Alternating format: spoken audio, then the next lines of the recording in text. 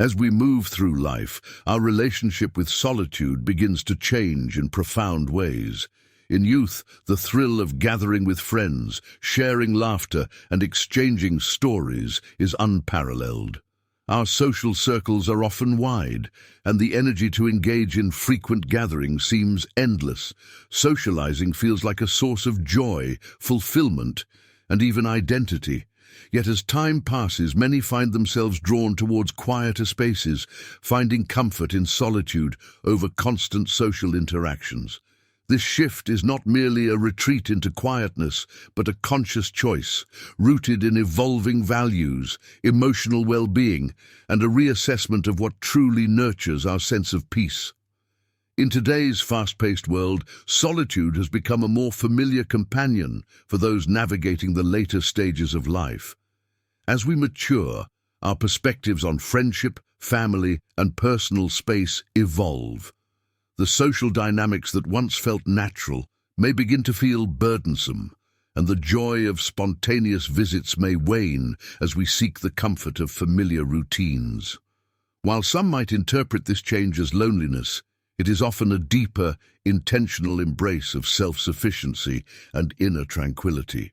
Solitude offers a space where one can reconnect with themselves, free from the external pressures of social expectations. Through this journey of solitude, many individuals find that meaningful connections don't necessarily require frequent gatherings or constant contact. Instead, genuine relationships endure quietly, based on mutual respect, understanding, and a shared sense of peace. In this exploration, we'll delve into the nuances of this shift from sociability to solitude, uncovering the reasons behind it and the lessons it brings. From the unseen pressures that make socializing less appealing to the ways in which solitude can deepen self-awareness, this journey is filled with insights that help us appreciate the quiet joys of aging gracefully. Join us as we explore why solitude becomes a valued companion with age and discover practical ways to foster a fulfilling lifestyle that balances inner peace with meaningful intentional connections. Whether you're seeking to understand this transition for yourself or for someone you care about, this exploration sheds light on how solitude can bring clarity, resilience, and a newfound appreciation for life's simpler joys. Early life, the joy of social gatherings. In our younger years, social gatherings are often at the heart of our lives. There's a certain magic in the company of friends, a unique energy that fills the room with laughter, warmth, and a feeling of belonging. During these formative years, gatherings aren't merely about socializing, they're about building lifelong bonds. Friends become like family, and our homes serve as sanctuaries where everyone feels safe to be themselves. Hosting a dinner or even a casual get-together holds a deeper meaning, offering a setting where genuine connections thrive. Imagine the joy of hosting friends at home, away from the formality of crowded restaurants where strangers may overhear intimate conversations. Within the familiar walls of a home, we find the freedom to speak openly, sharing dreams, concerns, and ideas without any pretense. In these gatherings, there's no need to put up a front. Everyone can simply relax and enjoy the moment. This informality deepens friendships, making the connections feel more personal and authentic. It becomes a tradition to rotate between friends' homes, creating a shared rhythm that weaves our lives together with a sense of consistency and comfort. These gatherings aren't just events, but rituals, a testament to the sincerity and depth of early friendships. They remind us of the power of genuine human connection, where each visit strengthens the bond, making us feel truly seen and valued. The atmosphere during these visits is vibrant, brimming with a sense of trust and familiarity. Together, we build networks of kindness, laughter, and shared experiences, weaving a fabric of relationships that feels strong and enduring.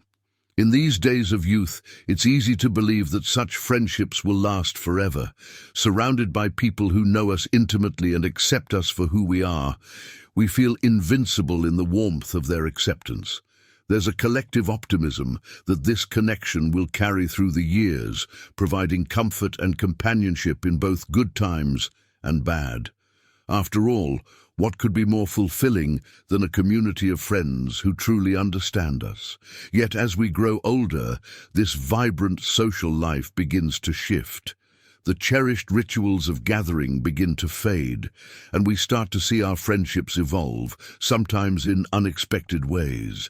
We slowly realize that the nature of our connections is changing, not because the love or respect is lost, but because our needs and priorities are beginning to shift, changing dynamics of friendships with age.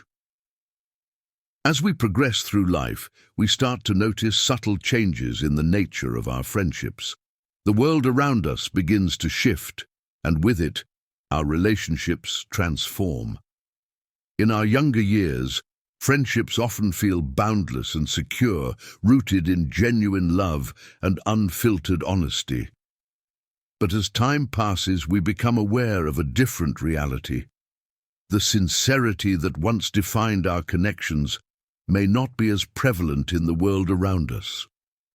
Society seems to grow more focused on appearances, success, and self-interest, seeping into our personal relationships and reshaping our perception of connection. This transition is often gradual. At first, it's just a feeling, a quiet suspicion that maybe not every friend is as genuine as they once seemed. With each passing year, the open-hearted approach to friendship begins to feel less secure, even risky. The bonds that once felt effortless start to feel more complicated, as we question whether the warmth we extend is truly reciprocated.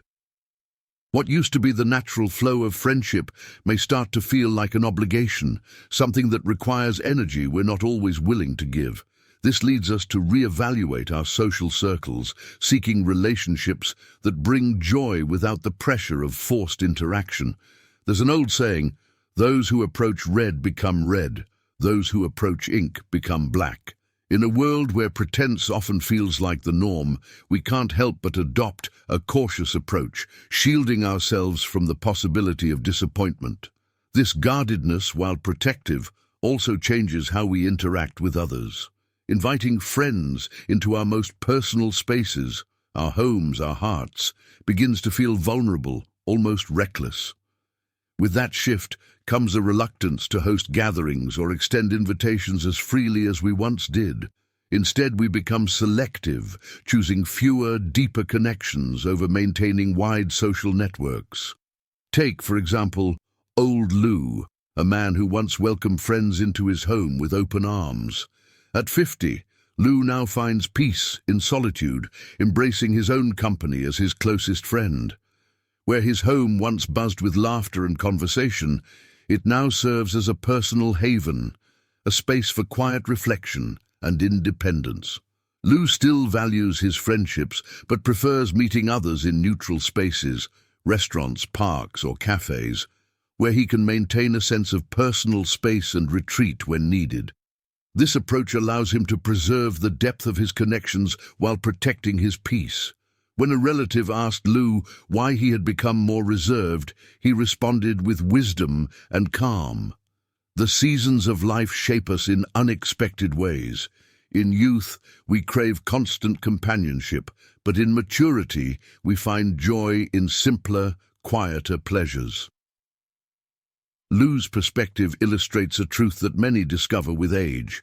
Genuine friendships don't demand constant presence or validation. True connection persists even in silence, allowing each person the freedom to grow and the space to be themselves. As Lou's story shows, this shift towards solitude is not a retreat from friendship, but rather a redefinition of it. It's a choice to invest in relationships that bring peace rather than pressure, joy rather than judgment. By embracing solitude, individuals like Lou find a richness in life that doesn't rely on constant social engagement, but rather on the quality of the connections they choose to maintain. This journey towards solitude allows us to value our own time, energy, and emotional well-being, recognizing that we don't have to endlessly pursue every relationship to feel connected. In this stage of life, we come to realize that friendship at its core isn't about frequent visits or endless social obligations. It's about mutual understanding, respect, and a shared sense of peace that endures beyond time or distance. This understanding allows us to embrace solitude without bitterness, knowing that the connections that truly matter will remain steady, even as we enter a quieter, more reflective season of life. Solitude as a source of peace in later life. As the rhythm of life slows and our priorities shift, many find a newfound appreciation for solitude, discovering in it a source of profound peace. Unlike in younger years, when solitude may have felt isolating or lonely, it now becomes a cherished companion, offering comfort and clarity in a fast-paced world. Embracing solitude does not mean rejecting social connections, but rather choosing to engage more intentionally, valuing quality over quantity in our relationships. Old Lou exemplifies this journey beautifully. Once a man of warmth and constant social engagement, Lou now finds his deepest satisfaction in the simple joys of solitude. His days are marked by a gentle routine that brings him inner contentment, sipping tea as the sun rises, nurturing his garden, and tending to his fish. These small acts connect him with himself, grounding him in a world that often feels increasingly disconnected. For Lou, solitude has become a peaceful refuge, a space to reconnect with what truly matters to him. In solitude, Lou has come to understand that true friendship is not about constant contact, but about genuine depth and understanding. The friends who remain close do so not because of regular visits or constant communication, but because they share a mutual respect that transcends time and distance. Lou has seen friends come and go, but he knows that those who genuinely care don't need entertainment or frequent social gatherings to stay connected. This realization allows him to embrace solitude without bitterness, finding peace in the knowledge that he's choosing sincerity over superficiality. In choosing solitude, Lou has also learned to set boundaries, valuing his time and energy. He recognizes that not every invitation needs to be accepted, and that not every relationship needs to be pursued indefinitely. This clarity empowers him to focus on relationships that genuinely enrich his life, rather than ones that drain or demand. Solitude, then, becomes not just a choice, but an act of self-care, a way to nurture his inner peace and prioritize his emotional well-being. The wisdom that comes with age teaches us that the depth of our relationships matters more than the number of them. Solitude offers the space to reflect, to grow, and to appreciate the few relationships that bring true joy and understanding. It allows us to engage with others on our own terms, seeking connection when it aligns with our values and withdrawing when we need rest. In this way, solitude becomes a gift, a chance to live authentically without the pressure to conform or impress. As Lou's story shows, solitude in later life is not loneliness, it's liberation. It's the freedom to live a life guided by our own values, unburdened by societal expectations. In embracing solitude, we find that we can be our own best company, discovering peace within ourselves that transcends any external validation. This deep connection with ourselves becomes one of the greatest triumphs of aging, a quiet confidence that comes from truly understanding our own hearts. In this season of life, solitude offers more than just a retreat from social obligations. It offers the opportunity to cultivate a profound inner peace. It allows us to appreciate the small, meaningful joys that might have gone unnoticed in our busier years. This peace, born from solitude, becomes a treasured companion, helping us navigate the later stages of life with grace, resilience, and a deeper sense of fulfillment. Adjusting expectations in social visits and friendships. As we age, the dynamics of social visits begin to take on new layers of complexity. What once felt like spontaneous and effortless gatherings now comes with considerations of boundaries, intentions, and personal space. The balance between staying connected and respecting each other's needs becomes more delicate. Many begin to feel that social visits, once eagerly anticipated, now require careful thought and sensitivity to the evolving lives of friends and family. The story of Uncle Ma illustrates this shift perfectly. Uncle Ma, a man known for his friendly spirit, recently reconnected with an old high school friend. Their reunion sparked a sense of joy and nostalgia, reminding him of the camaraderie he missed from his youth. Delighted by this rekindled friendship, Uncle Ma began visiting his friend on weekends, often bringing dishes to share, eager to relive those cherished moments over food, laughter, and drinks. However, Uncle Ma soon realized that what felt like joyful companionship to him was slowly becoming a burden for his friend's family. At first, he dismissed subtle signs of discomfort, attributing them to misunderstandings. But eventually, his friend admitted that these frequent visits, though appreciated, were beginning to disrupt the family's routine and personal space. This admission struck Uncle Ma deeply, revealing a gap between his own desire for companionship and the practical reality of his friend's family life. This experience taught Uncle Ma an important, albeit painful lesson. While reconnecting with friends can bring happiness, it's essential to be mindful of the boundaries and personal rhythms of others. What may seem like a simple welcome routine to one person can feel intrusive to another. With this realization, Uncle Ma began to see the importance of balancing his own need for connection with an understanding of his friend's life and obligations. Family struggles and social isolation. Family, once seen as the ultimate source of comfort and connection, can also become a complex terrain as we age. Our relationships with family members, especially with adult children and in-laws, may be marked by shifting expectations, generational gaps, and even unintentional misunderstandings. While many elderly individuals deeply value family ties, they sometimes face isolation within their own families, leading them to withdraw rather than risk tension. These struggles can be especially painful, as they often touch on deeply held hopes for warmth and understanding in one's later years. Consider the story of Miss Wong, a spirited woman who has always placed great importance on her family. After retiring, Miss Wong actively maintained her social life by joining the local square dancing group, creating a sense of community and connection. She also cherished her family, particularly her son, with whom she hoped to share a close bond. However, her efforts to stay connected with her family brought about unexpected friction, revealing the fragile balance in her family dynamics. During a recent visit to her son's house, Miss Wong was met not with warmth, but with distance. A misunderstanding had strained her relationship with her daughter-in-law, creating a palpable tension within the household. She had made an offhand comment among friends about the challenges of having an only child as an in-law, not realizing that this remark would reach her daughter-in-law's ears and spark resentment.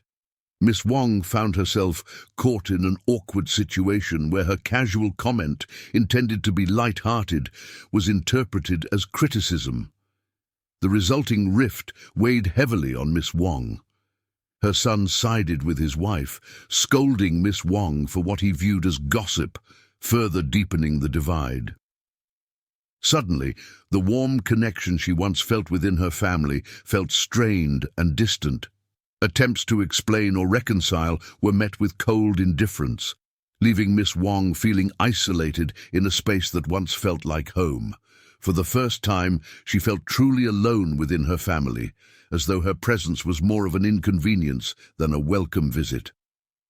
This experience led Miss Wong to retreat, reluctantly deciding to distance herself to avoid further conflict. While she continued to find joy in her dancing group, she did so with a new sense of caution, choosing to keep her thoughts to herself to prevent misunderstandings. The excitement she once felt for family gatherings began to fade, replaced by a hesitant awareness of the boundaries that now defined her relationships. Miss Wong's experience sheds light on the reality many elderly people face, that even the closest family connections may require careful navigation to avoid conflict. Visiting loved ones, once a simple act of joy, can become fraught with unspoken rules and sensitivities. Miss Wong's story reveals how even minor misunderstandings can evolve into major rifts, leaving older individuals feeling misunderstood or even unwelcome within their own families.